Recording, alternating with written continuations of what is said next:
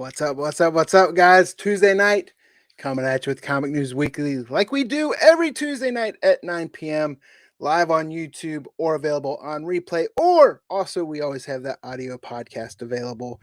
Simple Man's Comics, wherever your podcasts are found. Another great show for you tonight. We got some great topics.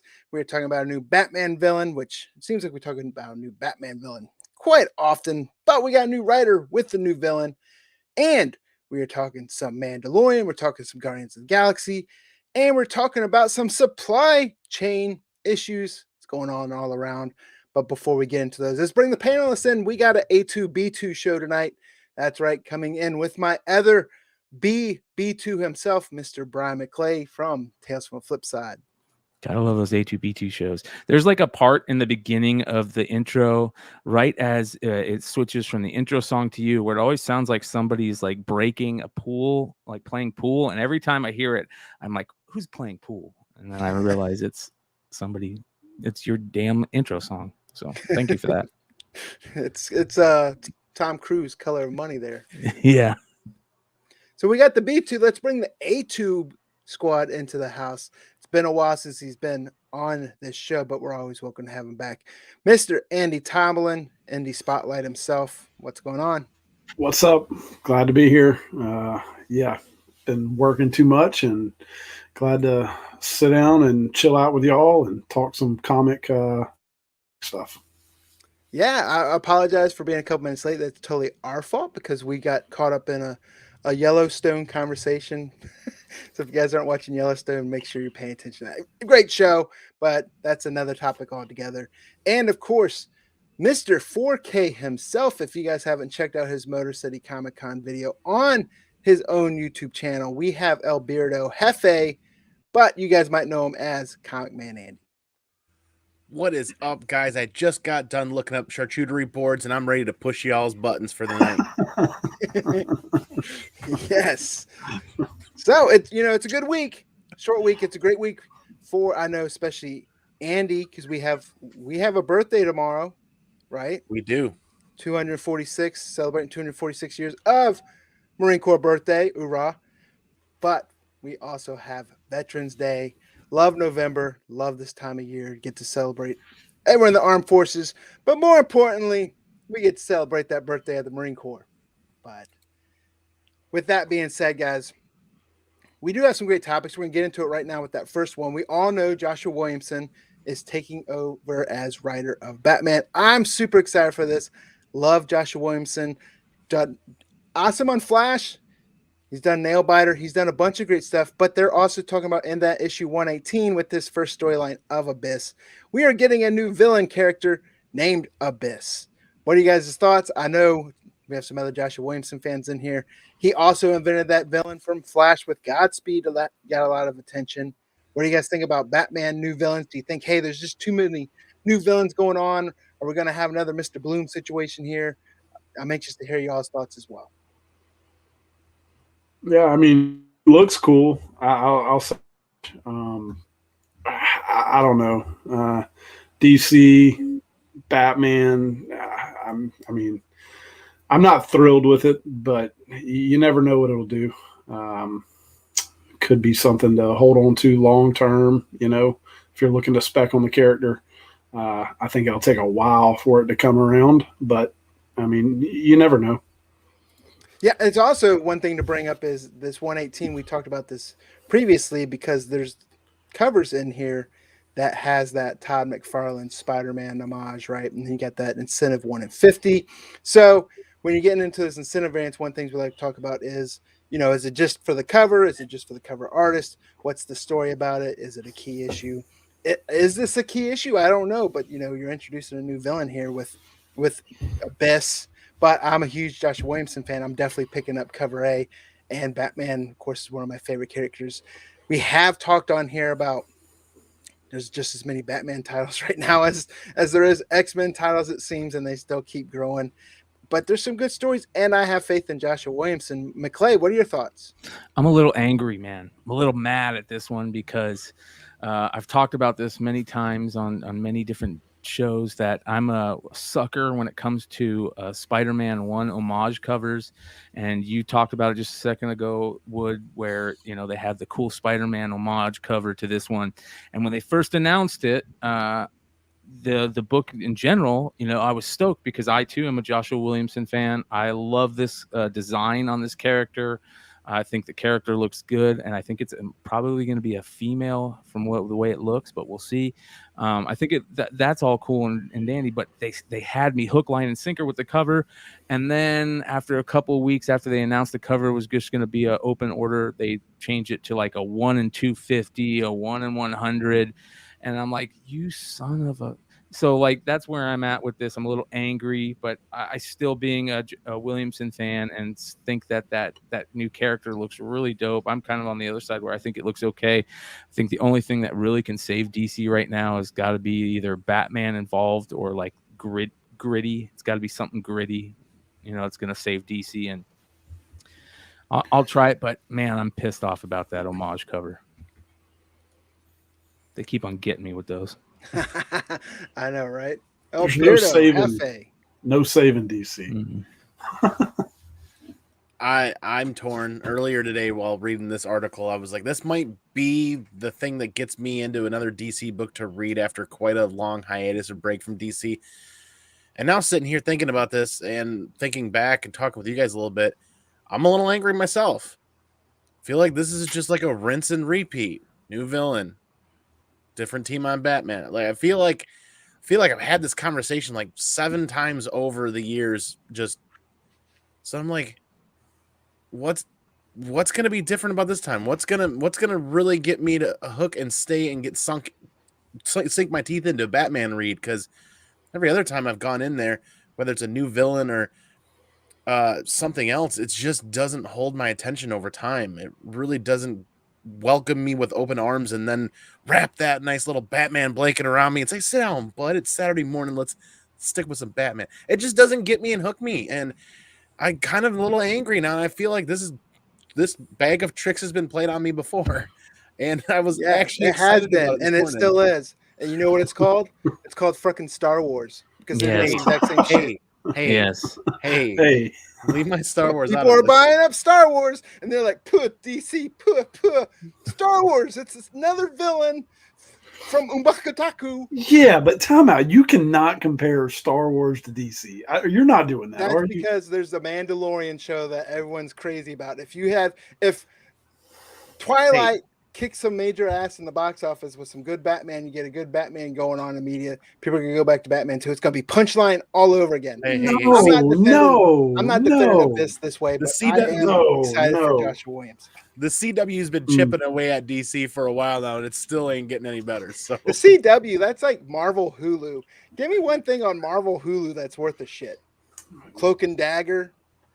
Yeah, but Star Wars has been good forever. So you can't. No, come it hasn't on. been good forever. I mean, there was a period of time there where. Well, yeah. I mean, yes. Okay. All right. They had a little shitty spell. I'll give you that. Yeah, about 10-year period or 9-year period. Yes. But it's always been like Star Wars is a following, you know? Yeah. Oh. Yeah. Double O says, am I mad because they're making so many Star Wars versions? has been here forever. 77. How long has Batman been here? Oh, all right. Yes. I'm saying with the fan base, though, you know, like, I don't know. Yes. All right. When you get into it like that, I'm just being devil's advocate. But and I wanted to push Andy's buttons. But, I too am enjoying the Star Wars fandom. I'm still an IDW guy over Marvel guy for High Republic, but There's been some great, I know, I'll tell right? you, there's been some great comments and videos about that too, about people that are like, "Hey, I don't know what the hell you're talking about. I disagree," and it's been all great conversations. So people that have been commenting, disagreeing with what I like, that's what makes the whole hobby great.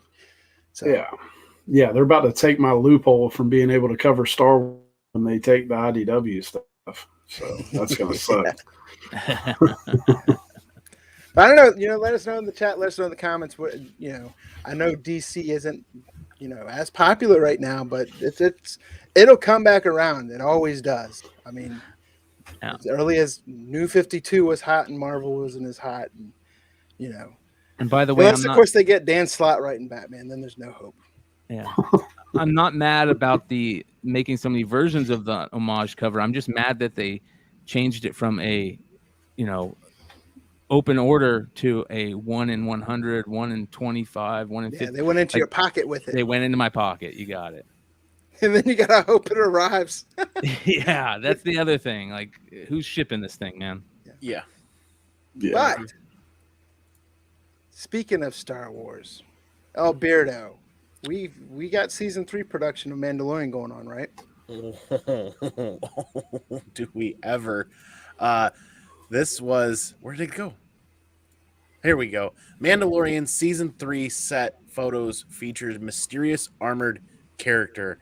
Let me swap over to a little bit better view of this real quick. I'm actually really excited for this because my brain likes to pick away at some of this stuff. And despite the news earlier today that Rogue Squadron has been delayed, there's still plenty of Star Wars on the horizon with all the shows heading to Disney Plus. The Mandalorian season 3 finally began filming 2 months ago in Los Angeles, and now we get our first proper set photos. Now, it's got some Mandalorian in a dressing room or something. Yeah, this is a bit of a stretch to call this. It's at the Gap. Yeah, this isn't much of a photo. Credit to where credit is due on the screen there. B-Spin Bulletin posted this on Twitter, and there's lots of talk about this online. Some cosplayer walked on the set. Exactly. Somebody trying on. Wrong door. I'm really excited about this. This has really got my energy flowing and my brain sparking and turning and twisting because I feel like this is like a new faction of Mandalorians that we're going to run into. Just looking at the colors, the jetpack looks like a combination of Boba Fett versus one of the newer Mandalorian ones. It's definitely not Din Djarin's pack, and that gentleman doesn't have the right complexion to be Pedro Pascal. So I just looking at this, I feel like we're going to run into a new faction of Mandalorians, and I'm really excited about that because that means we're growing and expanding like they've talked about. You know what I mean? I think the more exciting thing is the news that we're seeing more stuff with Mark Hamill or Luke and Grogu, right? I think that's, to me, even more exciting than this. Yeah, I missed that. I didn't see that. It was if you go back up to the top, maybe I saw something weird. If you go back up to the top of this page, there you go. Keep going. There you go. The Mandalorian right there. Go.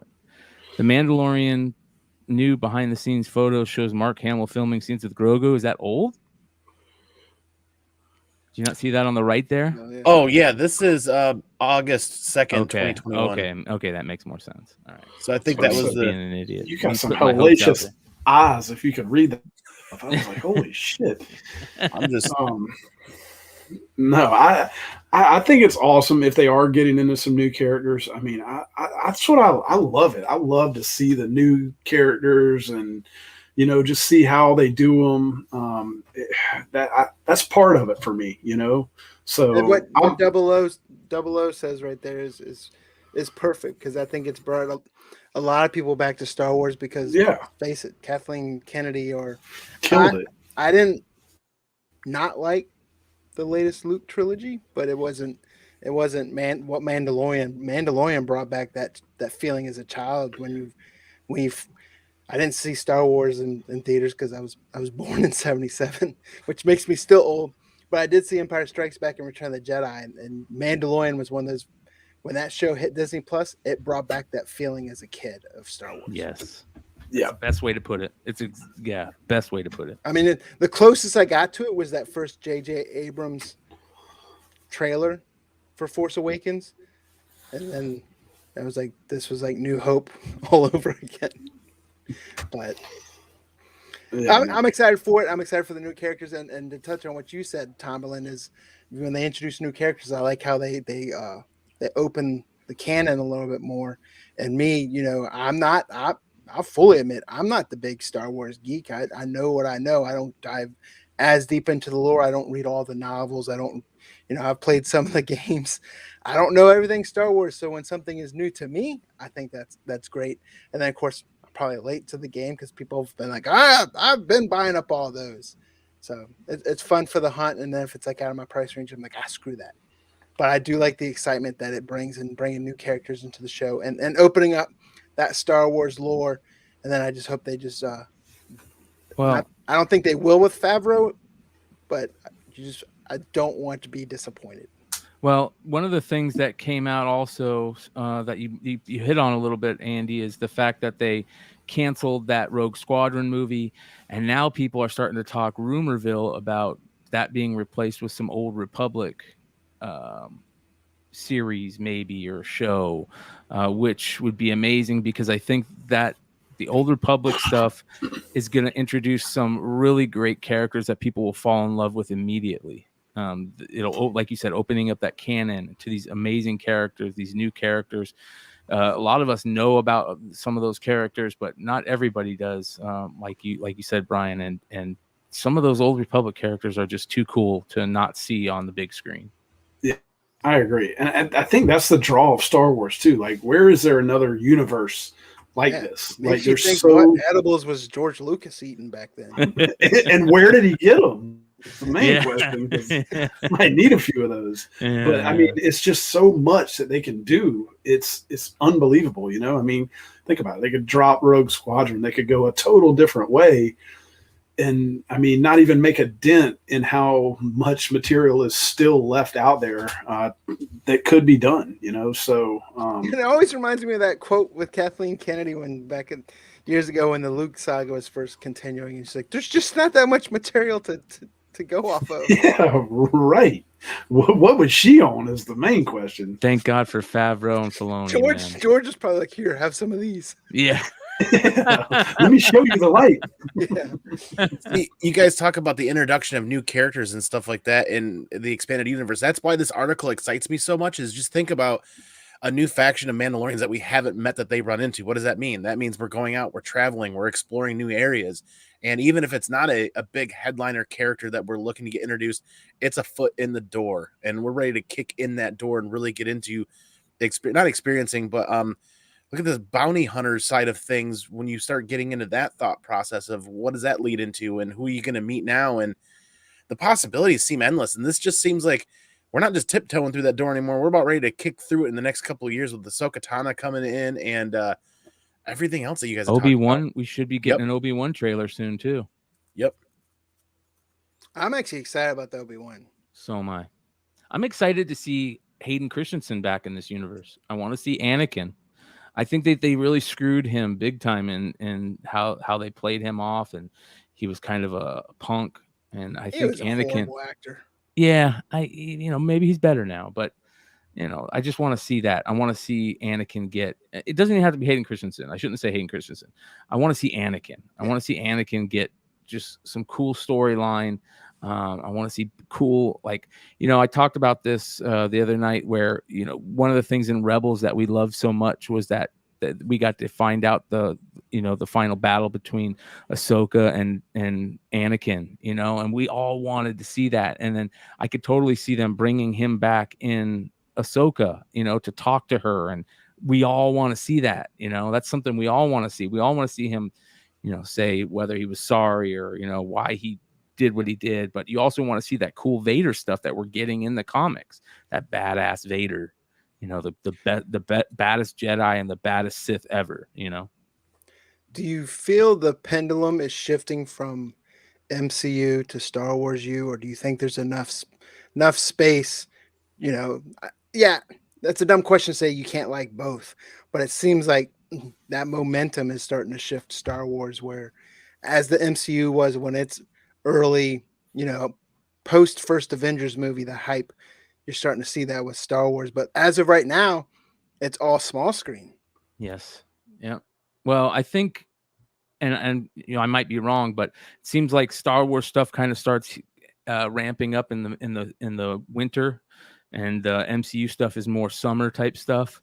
So maybe they're doing that on purpose, because of what you say. But listen, we're getting what we're getting ready to get out of the MCU with this Hawkeye series being a I mean, they're playing it off perfect. It's got the Christmas feel to it, Christmas in New York feel to it. Takes you back to like, all the great, Home Alone, Die Hard, all those great old school movies that we grew up watching that take place during Christmas time in New York. And I think that MCU series, Hawkeye series, is going to be something. In my opinion, it's going to be better than all the ones that we've seen so far.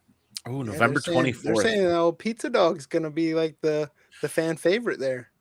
Yeah, that shout Fraction run, right? Yep. Shout out to Tony Fleece, who did a Pizza Dog variant, I believe. So, yeah, man, the Fraction run, David Aja getting his due now. Let's throw David Aja some money. Yeah, and it's crazy because Matt Fraction, always a great writer, especially, between Hawkeye and you see, talking about pendulum shifts, you see these at different names, just like artists, you see it with writers, Tynan, Cates, and then before you had Snyder, and then Fraction was in there, and then, and there's always some that just kind of hang right there. I'm Chip Zdarsky's one of them. It's always. Who was the dude that did Daredevil before Zdarsky, that did it after Bendis? Wade? No. Soul? No. He also did the Criminal, the like, God, what was his name?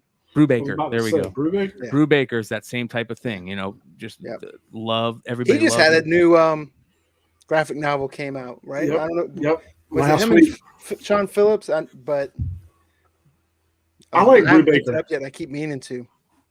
Yeah. I think Yeah, Brubaker's up there always with like those Matt Fraction types, the the ones that write like a really good like non-superhero story and then can turn that into a good superhero story at the same time. I love Kill or Be Killed too. Yeah. That one. Yep. There was rumor that the John Wick director or whatever is supposed to be adept in that, or it was optioned or whatever. Yep, I heard that too. All right, so into Image. Let's talk about them. No more second prints. I don't really know what to make of this. I think it'll help first prints sell more, to be honest, a little bit more, but I don't know. I like second prints, so it does kind of suck for me, but there's a lot of people that don't even look at the second print, so I don't think it'll affect the majority of people. But the speculators, I think it hurts them because they're always looking for the the lowest print run they can find, and I think that eliminates a lot of that. So I think it'll hurt them the most. They'll care the most, but I think mostly I don't think people are really going to care. What about y'all? What you think? Paper shortage, man. This paper shortage stuff is real. Like we all kind of joked about it a little bit when we first started hearing about it here and there, but now you look at everything from bags and boards. We were just talking about getting supplies, for shipping supplies, everything to printing comic books. I mean, the paper shortage is a major deal, and especially in an industry where you rely on it to do what you do. I mean, this hobby industry relies on it so much. Yep, totally agree. Yeah, because they're saying definitely not second prints, but they're saying that supply chain issue might hurt first print books as well. And don't they even reference that they're concerned about Saga at this time? Like, key concern is the upcoming return of Saga, which has a history of being underordered by retailers. Ooh, Andy. I'm not worried about whether or not I'm going to get a copy. I am worried about whether or not the fan base is going to be covered when they start talking about that, because the Saga fan base has grown substantially over the last 3 years, and everybody's waiting for this book to drop. In fact, this happened with Saga number 7. Saga 1 through 6, then they had a 3-month hiatus. Saga 7 came back and it sold out like crazy. They just didn't print enough. It was historically underordered is what they're saying. They use that phrase for a reason. It's happened in the past. So we could see that with Saga, but I mean, you never really know, do you? I mean, paper shortage. Yeah, there's a big fan base. A lot of people excited about Saga, but did Image plan far enough ahead? Saga's only, 2.5 months away? Not even? I guess my question too, though, is why is this only really? Why are we only really seeing this from Image? Well, that's what I was going to say. Do you think this is going to carry over into other publishers? And will it hurt smaller, more independent publishers as well? You know, are they going to be? Do they get treated like Diamond? Right? You have a smaller Diamond account, you're shit. You know, from the actual printer itself. You're a smaller publisher. Sorry, we got to take care of these guys. Yeah, but I mean, is it all about your source as well? You know, like who's printing your books?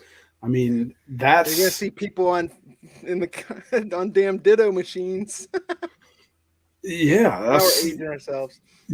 That's what I don't get. I feel like if Image's publishers tell them they have a paper shortage, I mean, if I'm a businessman, okay, let me go find another publisher that's not having this paper shortage. It's not really affecting any of the other publishers from what I've seen. I mean, I've reached out to a couple, and oh no, everything's fine here. So I don't know. It makes you question Image a little bit as to what's going on there. You know? Yeah, I mean, who's to say that Image isn't using this because it's convenient and they want to change their practice going forward? Yeah. I mean, if I was, it might be a good change. Practice, I damn sure would just be like, we're not doing second prints. Yeah. Tough shit. You know. Yep. I wouldn't say it's a paper shortage. It's just like kudos to DC back when they're like, we're not doing retailer variants. But I mean, it lasted a little bit at least, or not retailer incentive variants. Yeah, incentive. Yeah. I don't know. I just it makes you question a little bit right here with this move. I mean, and you saw Drew put in the chat like, boom was asked, and they were told no paper shortage there. Yeah. And do you know what caused that paper shortage? I'll tell you.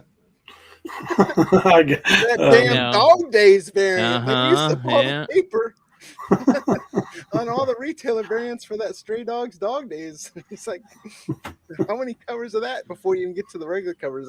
Like over 50, I believe. So yeah. Even more than that. It sounds like there's like 80 of them at this point. Yeah, some did multiple covers. So that's crazy. That's where all the paper went to. Well, real quick, I want to give a shout out to the Bird City crew because they hit me up and said that they just are getting destroyed on their website for a sale of one of their Dog Days books that just got demolished by groups and bots and this type of stuff. And not only did they have a major issue with people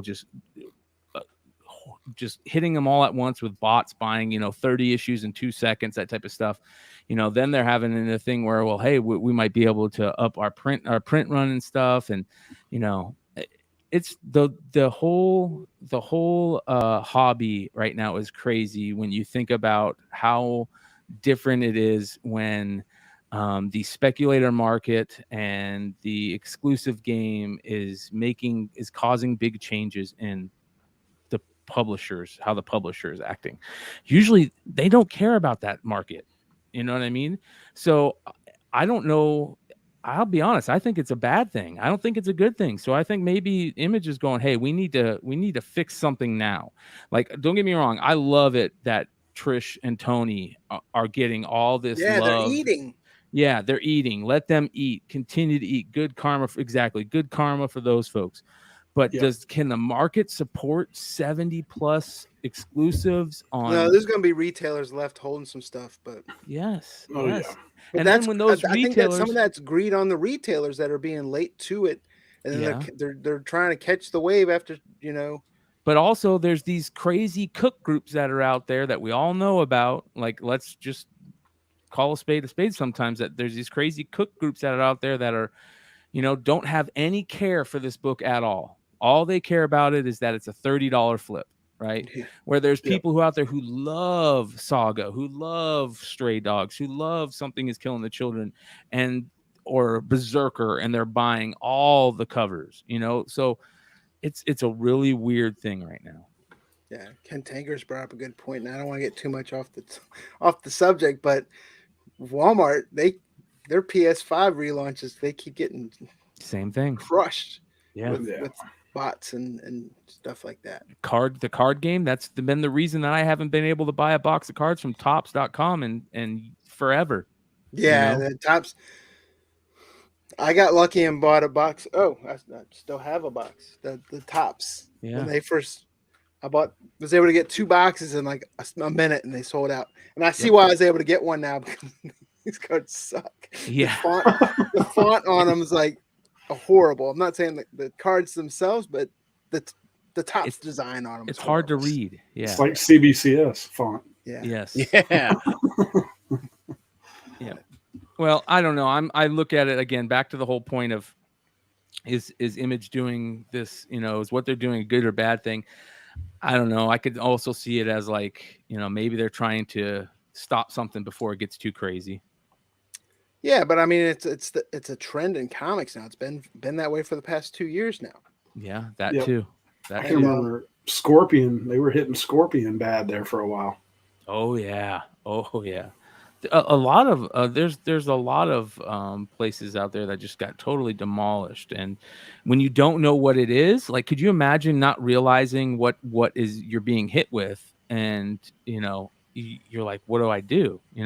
But that is another good thing, and I'm sure that all the retailers that we know, they all talk to each other, and that's another important thing. Make sure that you have retailers out there that you're talking to. If you're a new person in this game, you might want to talk to some of these retailers before jumping in head first. So yeah, I mean, and they said in their article, every publisher will have different responses to the crisis, but at Image, we're proactively streamlining our releases to reflect circumstances. Now, for the foreseeable future, there'll be no second printings of any titles. Please keep in mind, as you order, there will be limited stock available for orders, and we will not be reprinting anything that sells through at the distributor level.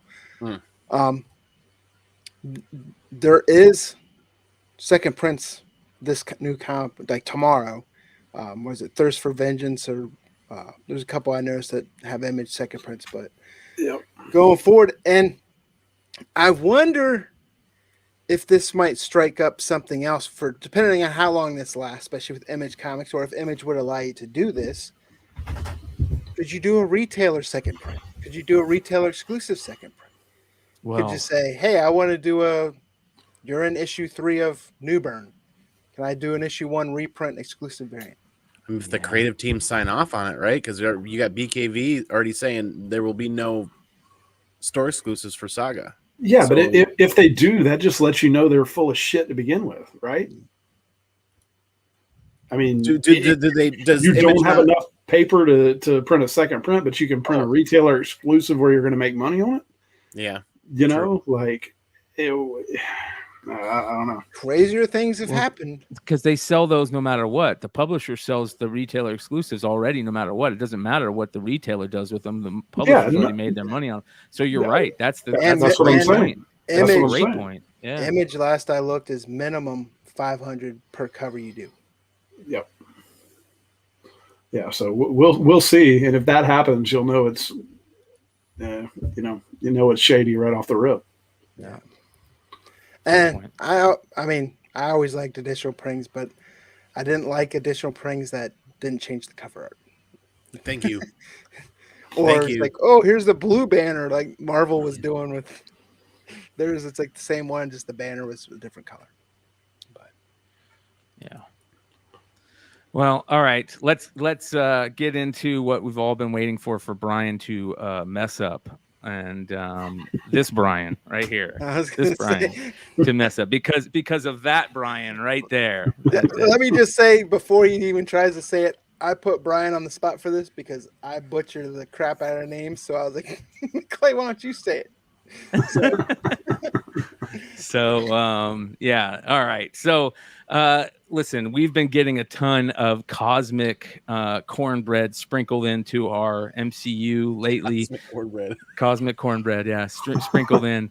And Chris Pratt and Bautista and all the other people who are part of the Guardians family with James Gunn are starting to show up on set now, and we're starting to get pictures and mentions and all that type of stuff from them. And They're all saying that they're super excited for this, and which is great. That's fine. We've all heard how great James Gunn cast talk about what the set is like and working with James Gunn on James Gunn movie.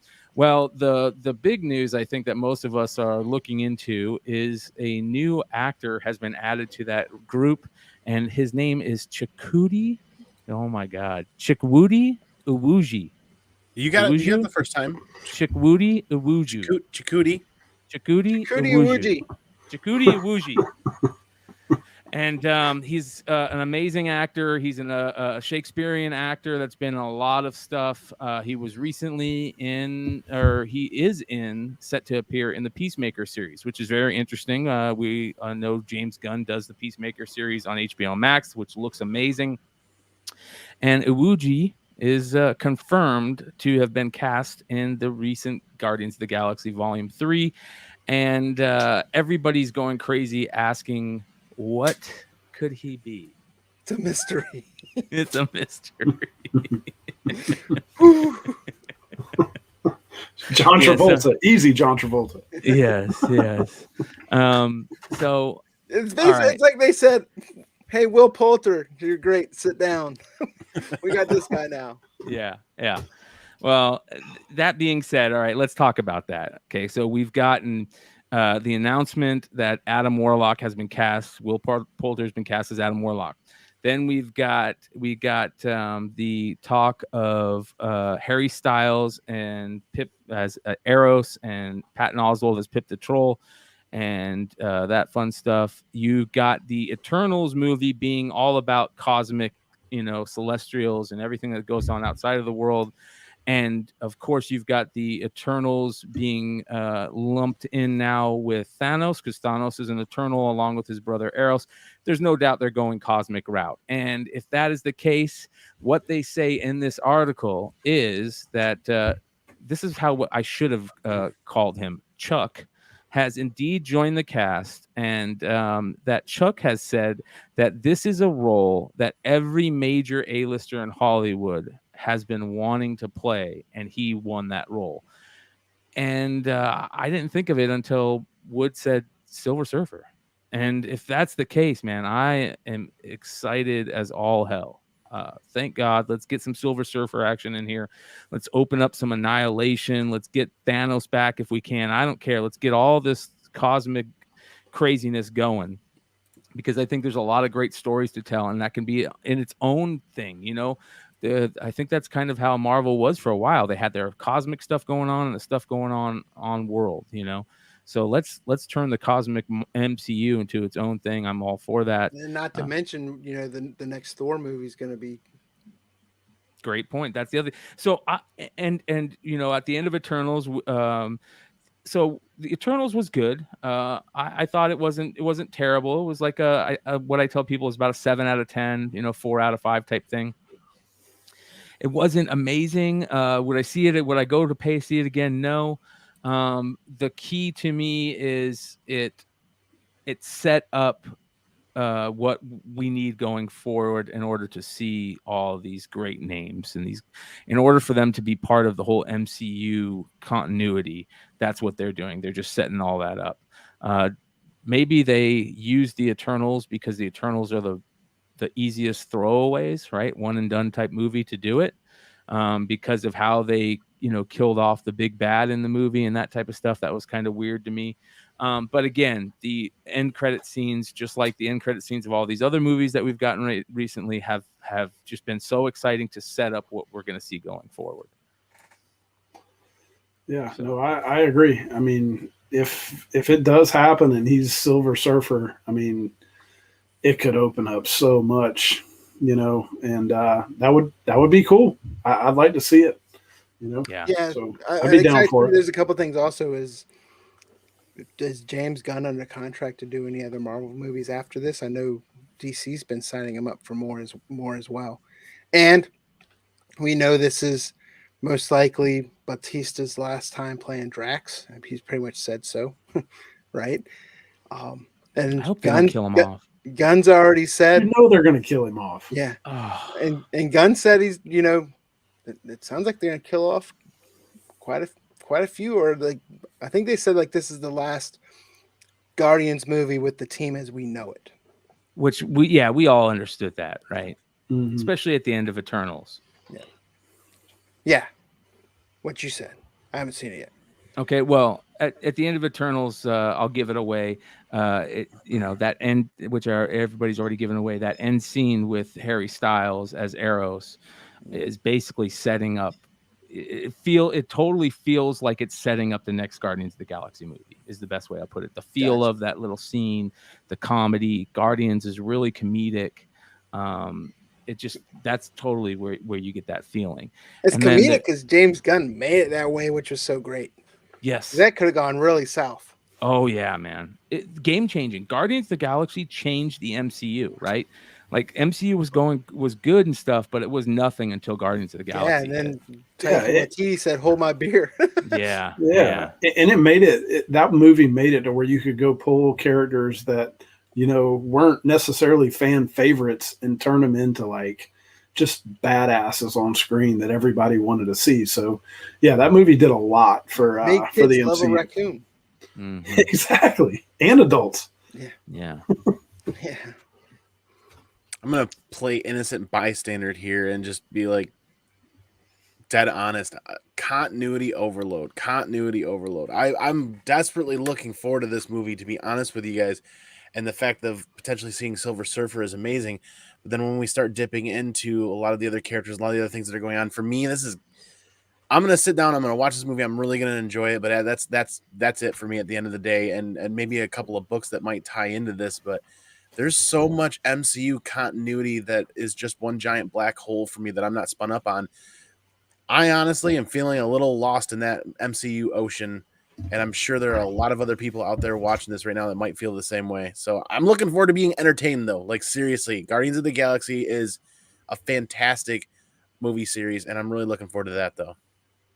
Yeah, and Fun- I mean it's important to bring up because Dan's not here tonight, but he's been saying it. Once they cheated death and once they broke the timeline, it's kind of now you're open to mass confusion Yeah. with some of the way these movies can go. And I think you're also going to get to a point where you're almost going to have to pick and choose what you watch, what you don't watch, and when you watch it because there's so much content coming out that it's hard to keep up with it. And especially me in my older age, my brain housing group, something comes in, another part goes out.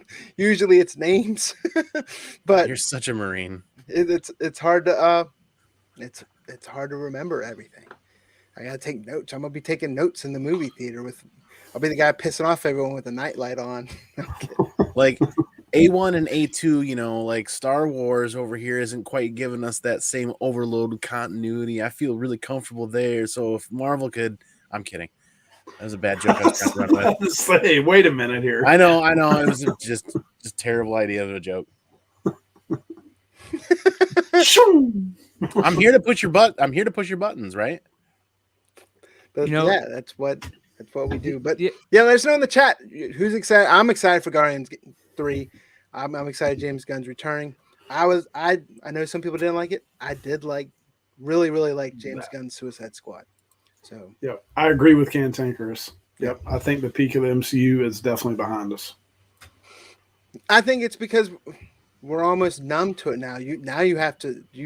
They've stepped it up and wowed us with so much that you each time you get desensitized to some of it, and it takes even more to wow you with it because you're like, oh, I've seen that.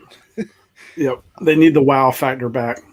X-Men meet Avengers. Yeah, Or I just think do you're it gonna with get it great also story. with the next Black Panther movie. Yeah, there you go. Yep. Like I think that they can do just as much wow factor with great stories than they can with like crazy events. And I think that's why we talked about guys like Brew Breaker and Faction and Matt Fraction and those type of people. Mark Guggenheim we've talked about before. Like great stories will change everything, and I think that's what they did with some of these smaller shows. I think that we're starting to see that. We're starting to see these really good stories kind of being seeded within the continuity itself. And I get the thing that Andy's saying about there's too much continuity because I remember for the longest time, I would go see movies with people that don't really, and they'd just be like freaking out, be like, why are you so excited over this? I'm like, oh, if you guys knew like where we're going with this and what's coming, that's what it was so exciting about the Avengers. That means the Avengers is coming. Oh, that means, we're going to get this and get this. And now we're already there. So, Yep. It's like drinking so much more exciting before you're 21. 100%. And then when you're 21, and it's still fun to do here and there, but it's just not as adventurous, I guess. Yeah. Back not when breaking Boone's the Farm law. really meant something. Oh my God, Boone's Farm. Crap. Mad Dog 2020, baby. Yeah. The melon ball. Cisco. But yeah, I mean, no doubt. I'm not going to sit there and complain because 15 years ago, no one, outside of Kevin Feige, before 2008 with Iron Man and had that whole plotted out, we had no idea we'd be in a situation like this. So I don't take it for granted. Yep. Amen. And right there with you. I mean, we haven't even talked. Spider-Man posters came out this week, so there's a lot of talk about that. Morbius. I mean, it's a great time for a comic book fan if you don't even want to read the books and just want to watch the movie. Yep. You're 100% right. Speaking of comic books, tomorrow is New Comic Book Day. So like we do every week, we're going to go around and let's give your pick or picks for tomorrow's New Comic Book Day. Andy, you ready to go? Which one? Hefe, sorry. Beardo. Yeah, I think I'm going to just stick with our little man Kanto here. Kanto 3, Lionhearted, number 4, comes out tomorrow. I'm really excited to see where this next chapter of his journey takes him. And I don't know, I'm just always loving the covers that they're doing. I really am. So I'm excited for Kanto tomorrow. I like the Kanto cover. I saw it. It was great. I do. I like the Zucker cover. Looks good. Cover A. Yeah.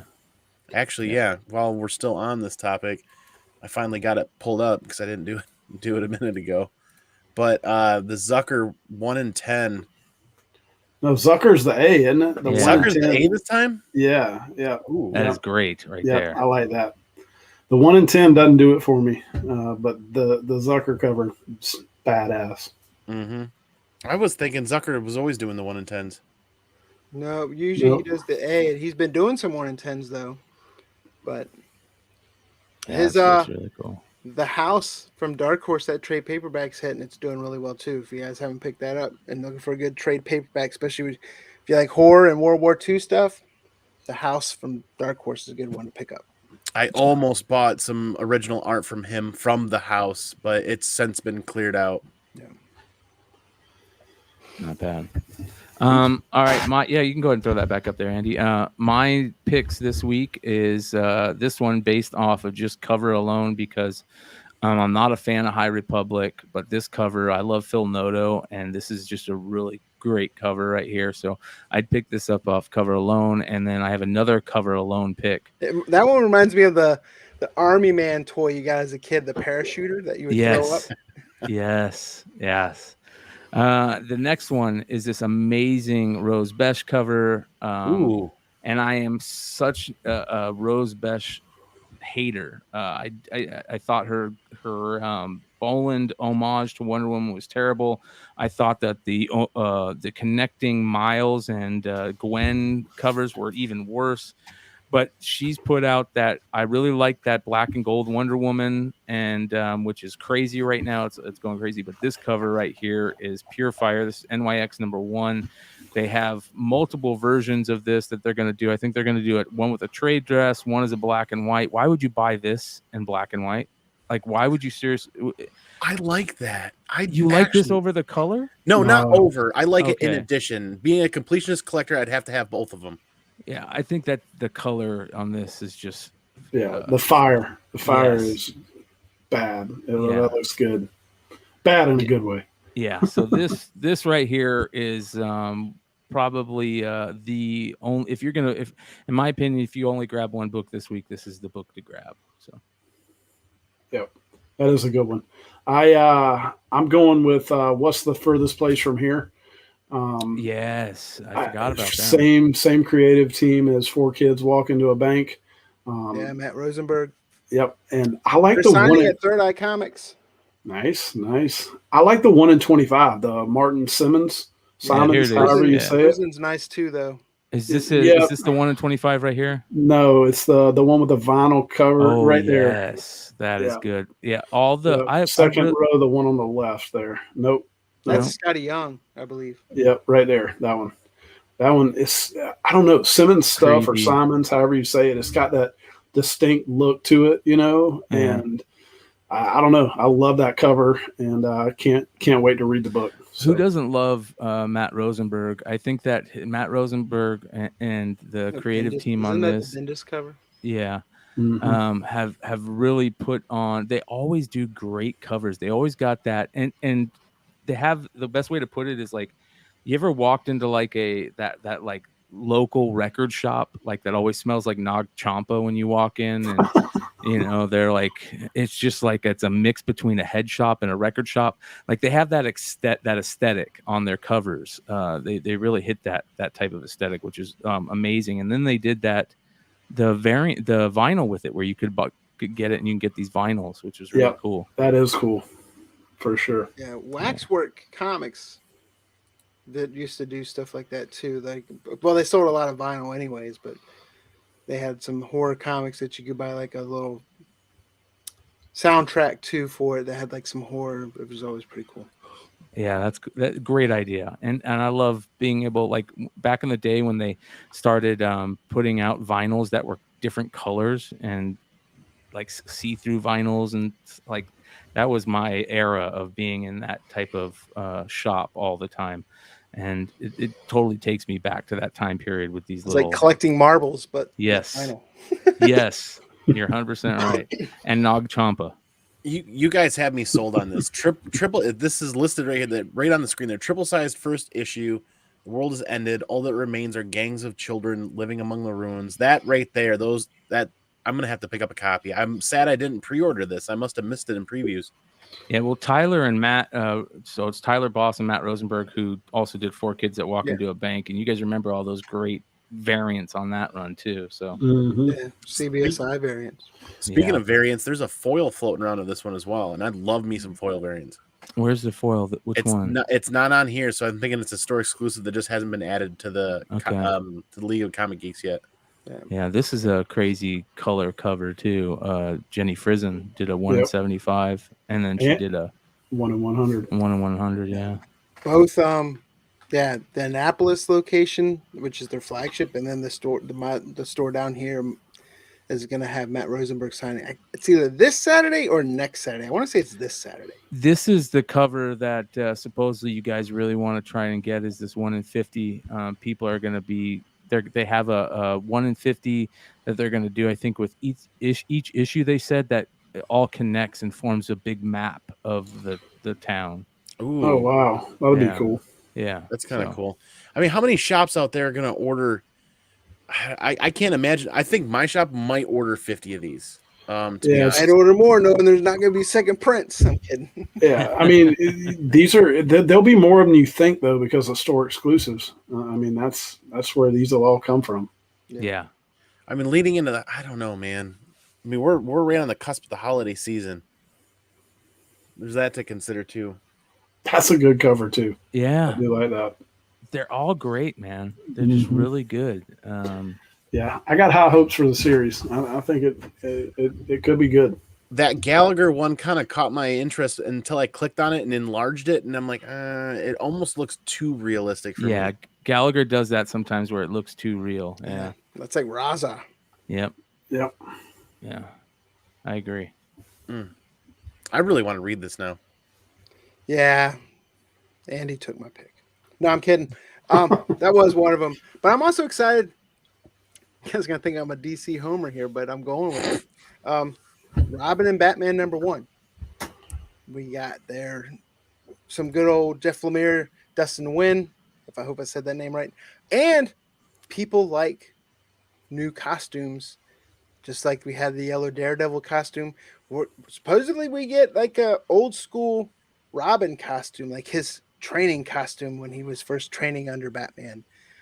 Either way, I always like that Robin and Batman dynamic, and I keep on wanting to say Batman and Robin, but it's the story focusing on Robin.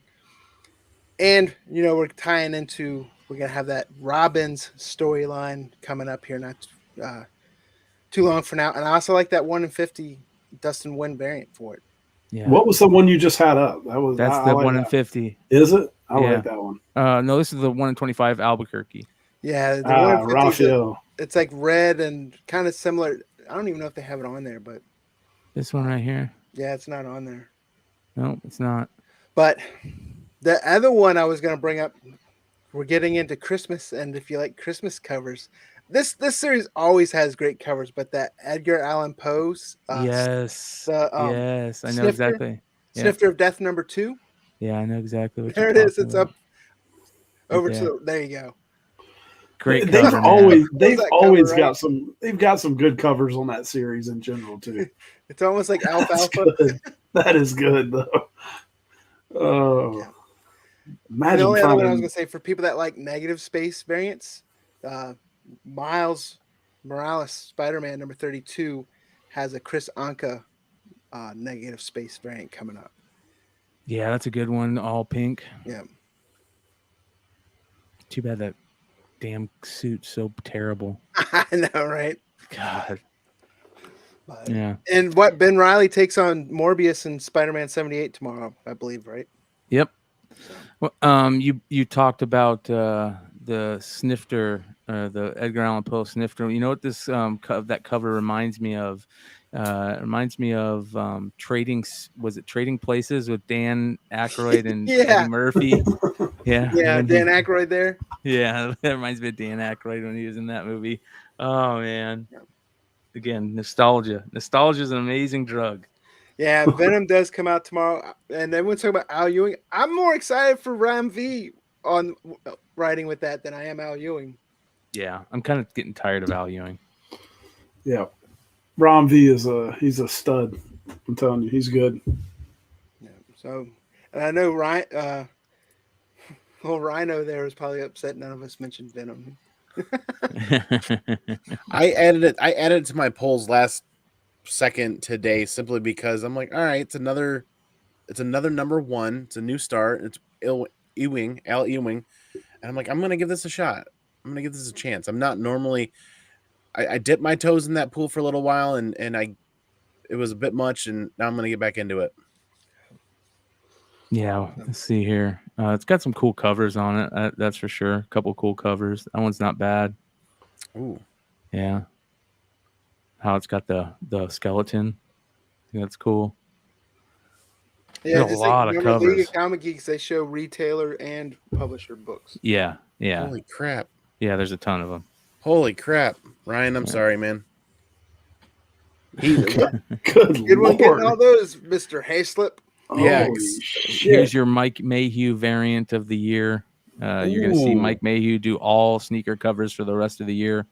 And then, of course, your really bad Peach Momoko cover. That is just horrible. I mean, it's very, very, What is that? it's very Oh my traditional God. Japanese art, but it doesn't. Traditional Japanese and Venom just like that don't go Yeah, it together. looks like a Donny Cates cover. Yeah. I was going to say the same thing. I don't know. That's even worse, I believe. I do like the Momoko variant for Eternal 7 with Thanos, Yes. but the Yes. problem is the incentive. There's a regular, it's like they do the regular cover with the Mhm. trade dress, the regular variant cover, and then the incentive without the Virgin. Yeah, I don't like it when they do that. Yeah. No. Supposedly, this one's 3D, is what Rhino is saying. That's pretty badass. I do like that. Yeah. That peach though, that's unbelievably bad. Oh, yeah, very bad. This one's not too bad. This is Mastrazo. That one's actually not bad. Makes reminiscent of the Battle Lines variants. Yeah. Yeah. And I'm already sick of the shoe covers. Like that's I can't take them, man. I cannot take them. How long is the? how long Yeah, is those? could they hurt them to do a Crocs cover every now and then? Wow. Why do they always got to be Jordans? Crocs with Yeah. socks, man. How long Yeah. have they been doing shoe covers like this? Birkenstocks. like Yeah, 6 months. Yeah. Really? I haven't. This is the first one I've seen. They did Spider-Man. They did Miles. They're doing a saga one. They're gonna be moon boots. They're gonna be moon boots. Hey, hold on. Who was there? What was that? Shinobi Fufu. He's got Bubby. Is that Bobby Buttrock in the Dr. Pepper? That's Lil Sweet, right? Lil That Sweet? looks like Bobby Sweet. Buttrock. That is great. I was gonna comment and say That's is the AJ best. Styles. What are you talking about? No, you know who that is. That's the dude off American Idol. I didn't know that, but it's like from back in the day. I can't remember his name, but yeah. I thought it was Prince for a minute. It's good to see Shinobi Fufu. I met him through Whatnot, and he's been hanging out in a lot of the YouTube communities as of lately, last 5, 6, 7 months. So good to see you, man. Hell yeah. I do think I've heard they're saying a first appearance in there. I have heard there's also a first appearance in Venom #2, according to friends at 616 Comics. I know who has an exclusive variant for Venom #2 that goes on sale tomorrow. But Nice. Not bad. Yeah, I agree with Drew there. Yes. Yeah. That would be hilarious if that's true. That's the first Rose cover I think I've seen that I like, that MIX. Yeah, at one point we used to joke that there was a Pete Momoko cover because she was doing so many. Her husband had to help doing something. Yeah. It's a Pete Momoko. But yeah, so there's our picks as I just hit the microphone. So, but that's just going to leave us with one more thing.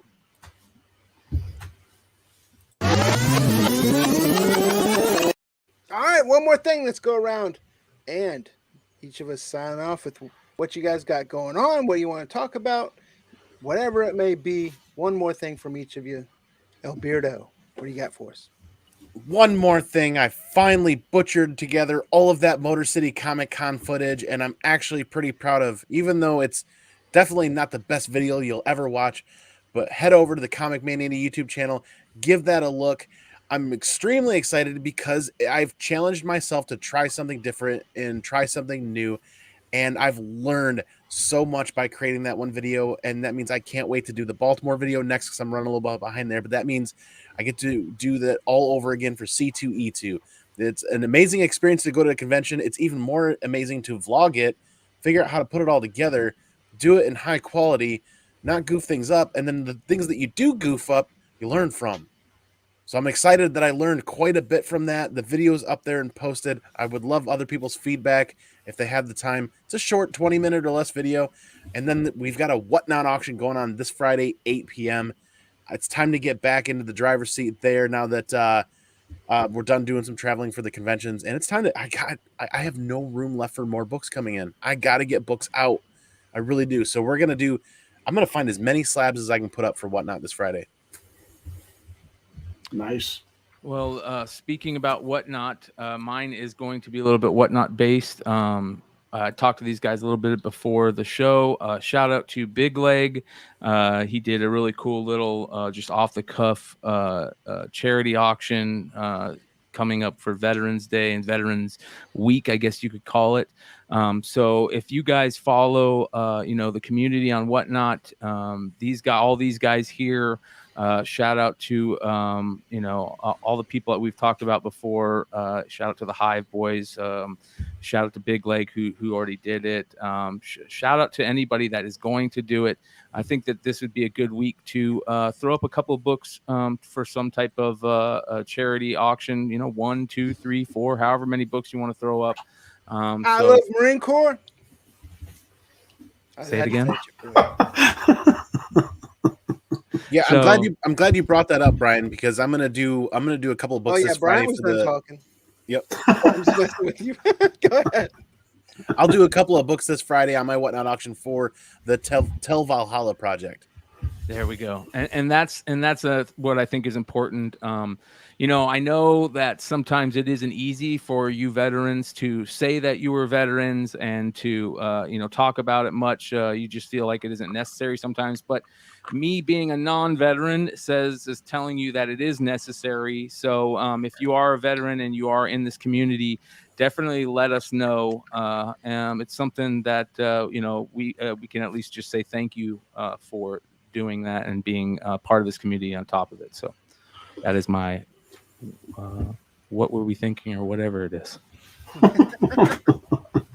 Yeah. First, salute to the veterans. Like I'm telling you, without you guys and gals, where would we be right now? So salute to you. Salute to Big Leg and Drew with Wanted Comics for doing that charity auction that they had. That was pretty cool. I think they raised like right around $1,000. So that was awesome. But yeah, make sure and check us out on Whatnot as well, Indie Spotlight series. And I'll leave you with a little tip too. I've been noticing more and more pre-code stuff selling. And it is because there's other outlets and apps that are starting to go down that rabbit hole. I know most of the guys in here were lucky enough to go into that rabbit hole a while back with people like Ben C and John Z, Stein. So the tip I will give you is be on the lookout, because if there's pre-code books that you've been eyeing for a while on watch lists, they're starting to dry up. And when those pre-code books dry up, your chances of getting them are slim to none after that. So just be aware is the bottom line on that. And just in case anyone's like wondering what pre-code is, that talking about pre-comics authority, right? When they started kind of censoring comic books, pre-code horror, you hear a lot, pre-code crime. I was doing some hunting for some pre-code at Baltimore for sure, because I was like, I don't really have anything to hunt for. And I ended up, next thing I know, I was picking up some pre-code books. But yeah, definitely on the lookout for that. And you're starting to see the popularity rise. And I've noticed it also because I have a top 50 pre-code horror, pre-code crime videos, and I've noticed they've gotten more views, and they're a couple years old. So seeing them get an uptick also proves your point. But my one more thing, we talked about Marine Corps birthday tomorrow. I want to give Contangris some congratulations. He just got out of the military after 20 years. I'm assuming that's honorable. So I'm kidding. But and then of course, happy Veterans Day. And I've talked about it a couple times recently. Toys for Tots is one of my favorite charities. So I will be going and buying not comics. I'm going to go buy toys this Friday to donate to Toys for Tots. I might film it. I might not, just because I almost don't want a virtual signal. It's something I just like to do. But Toys for Tots, great charity. It helps gives underprivileged kids that might not be able to experience Christmas. It gives them a gift to unwrap. And, all you got to do is buy one unwrapped toy, new, throw it in there's barrels, boxes all over the place.